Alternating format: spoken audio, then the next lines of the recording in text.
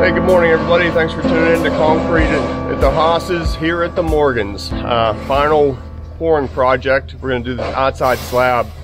And I think the title of this video will be How to Pour Concrete in the Rain. Same forecast every single day this week. Chance of rain, heavy at times. So we're just going to go for it here Monday morning.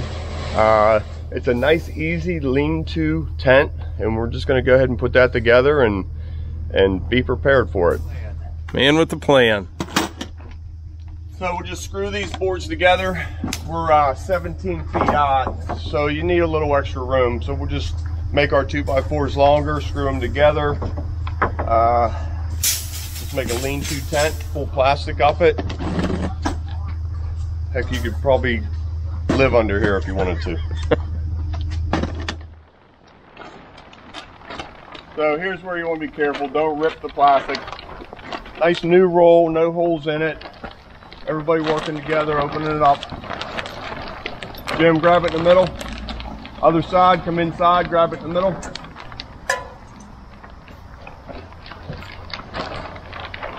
Too slow, Jim. Too slow. Plenty of middle to grab. I could have put something like this up for the wedding we had here instead of the one. Oh, Melissa would have loved it. Some Christmas lights, every third one burn out.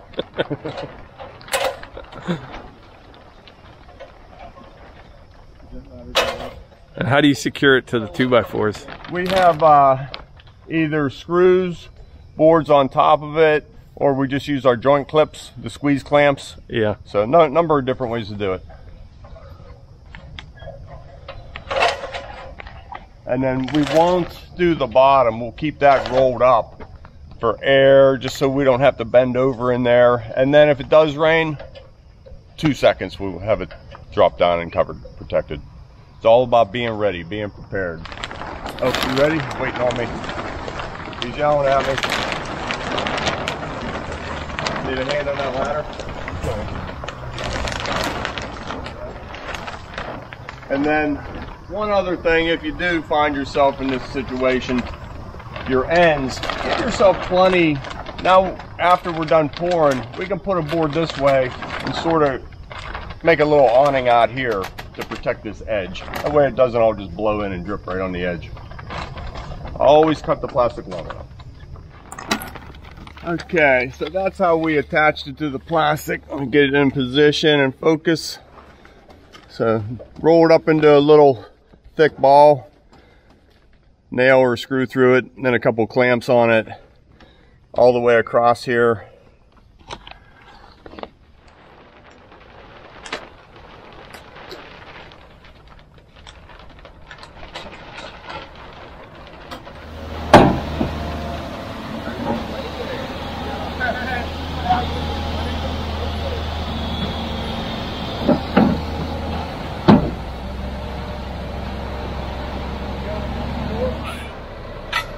Everybody has to be watching. It's going to make it so hard to pour this, but it's the only way to do it. If it would rain, which it's going to rain, we know it's going to rain. You're good there. You're fine. I'll pull it. I don't want to move. What, good drivers in pouring?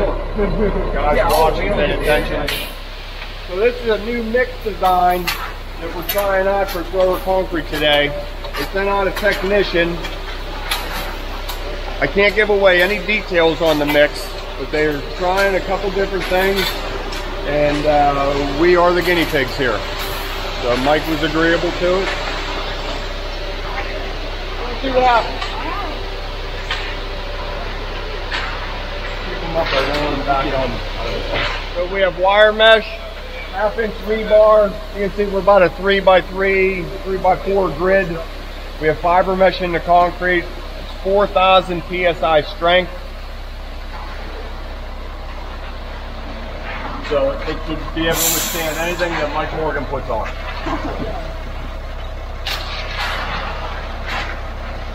Did you tell Melissa about the new equipment you got?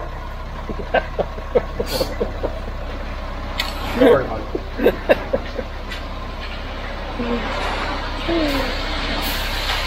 That's usually how Donna finds out I buy something. Oh, that's not true. I got the green light on that.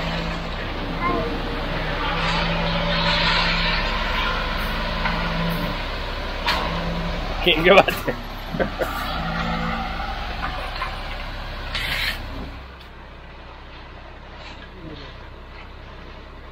Making test cylinders to check the PSI on the concrete, and they'll do, what do you do, a 7-day and 28-day? 28-day break test. What do you hope for? 7-day, you're looking around 335, 4, 35, 4. 28-day. 28-day, so for around 5,000 pounds per square inch. For every square inch of concrete, that's the amount of pressure it would take to break it. So definitely any car, any truck should be able to run it before it fractures the surface. Just admiring Tom's rack here. You built all this? Yeah, that's what we do in the winter time when we get trucks. I mean, I'm not the best welder. Please don't look too close on them, but it didn't collapse yet. So we like these tie-down straps. A lot of times you see bungee cords laying alongside the road broken in half. So try not to use too many bungee cords. These are just boat winches that we put these heavy-duty straps to, and you can really crank the lumber down and keep it secure. Works good. Yeah. Try and fit them to our needs. You know, you can hook stuff to the cage. I don't know how many windows we broke out, you know, and then I've added cages to them. So I get a little bit better each rack. But whenever we get a truck in and we talk about it and, you know, try and come up with what we need, what we wish we would have had on the previous truck, we try to add to these. You always run Fords? I do, yeah. Yeah. Nothing against the Chevy. I really like their new tailgates, and I like the Chevy bumper that has a little toe hold in it. As I'm getting older, they're getting so high. That's getting so high, you know. I know. So, yeah. I think we're just not living on it, you know. But yeah, Ford makes a good truck. I don't have any complaints with them, and so we just stick with Ford. All right, so far it's holding off. Yeah, the sky's actually looking a little bit better off in the horizon there. It's coming now. As I said on this other end here, had we not built a tent, it'd be raining for sure right now. So you just got to be prepared. But if it does rain, all we got to do is unfold that plastic the rest of the way down, and it can do whatever it wants. So I think this is about almost 80 yards total right here. Yeah, what did we add up last week? It sounds about right. I think it was like 79 and a half or something, or 69 and a half, and then another 10 here today. Yeah. So we're in good shape here. Tent's built. Fortunately, rain's holding off. The sky's actually looking pretty nice off in the distance. On our normal mix, we poured this 10 minutes ago, 15 minutes ago. We would start edging it and start getting set up with the finishing. Probably a nice cool morning like today, you know, a half hour after it sits on the ground, we'll be doing something on the concrete, edging, floating, cutting.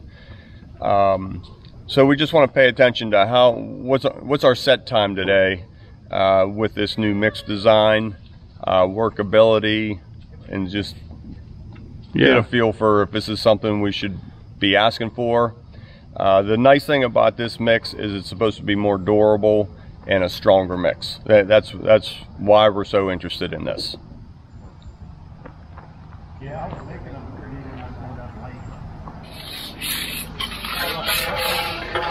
Oh, sorry, Jim. You're the new guy on the job, huh? Was that camera on? I don't know. Is that Mike's or your grandpa's? It was over here. Okay. Are we doing the house, or are we straight just grooming up against the house? Let's edge it.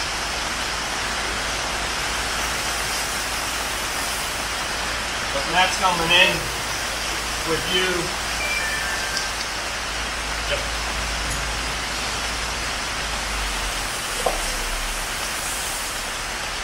Concrete's real nice right now to groom.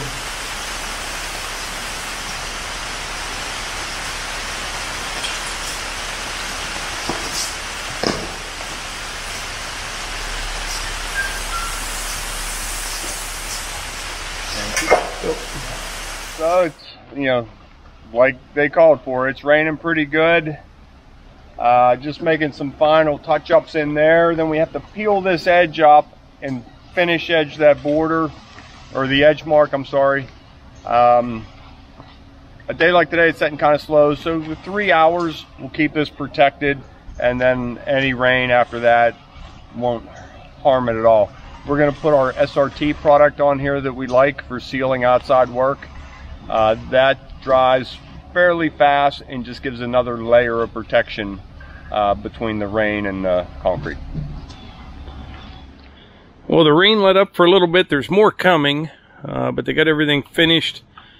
Now we need a couple more hours for it to dry some, then we don't care what the weather does. Inside here. Smooth enough for you, Mike? I love it. It's like glass. Yeah, it's nice. So we picked this saw cut pattern. These are 8x8 squares at 6 inches thick, wire mesh, fiber mesh, rebar in 1/3 of it. You should be well covered as far as shrinkage, cracks, as far as stress fractures. You should be good there. All the key points that wants to crack off are these posts. So we try and get a cut coming off of those, as well as just overall appearance. You know, I think it looks like a nice checkerboard pattern. Everything finished real good. Everything looks great. It does. It's I'm really excited. It looks fantastic. It's coming together real nice. It'll fill up fast in here. Yeah. It seems so big now, huh? We'll check back with you in about 6 months, Mike. Yeah. What kind of sealer's that? This is called SRT from ChemMaster. I think I talked about this before in my videos. We did a project for Walmart years ago, and they insisted that we use this product. So we did actually 2 miles of street walk. It was 5 foot wide by 2 miles long, and we did it in November. Not the best pouring conditions, and I went back 1 month later in December, and it was covered in salt, big piles of snow both sides of it, and they'd salted it every day, and it looked like we just poured it. And I went back the next year, still looked good. I wouldn't be afraid to drive down there today and take a look at it. So ever since then, we put this on everything we do outside, and we've had good luck with it, good results. I'm no chemist, but they claim this is a curing compound, lets the concrete dry slower, which makes it stronger, more durable. It's a surface sealer, keeps the water, salts from penetrating the surface, gives it protection that way, as well as a penetrating sealer. And this is what I find hard to believe, and I'm sure there's people out there that are going to argue this point. It penetrates the surface of the concrete and gives it deep surface protection. That's what they claim. We've had great luck with it. Maybe I'll throw it on the YouTube with a link. You guys can research it. If you want to use it, I highly recommend it. All right, guys. Well, that's how you pour concrete in the rain. Finishing up the project here at the Morgan house. It was a pleasure being a part of it. And I still see a lot of gravel here, so I think we'll be back.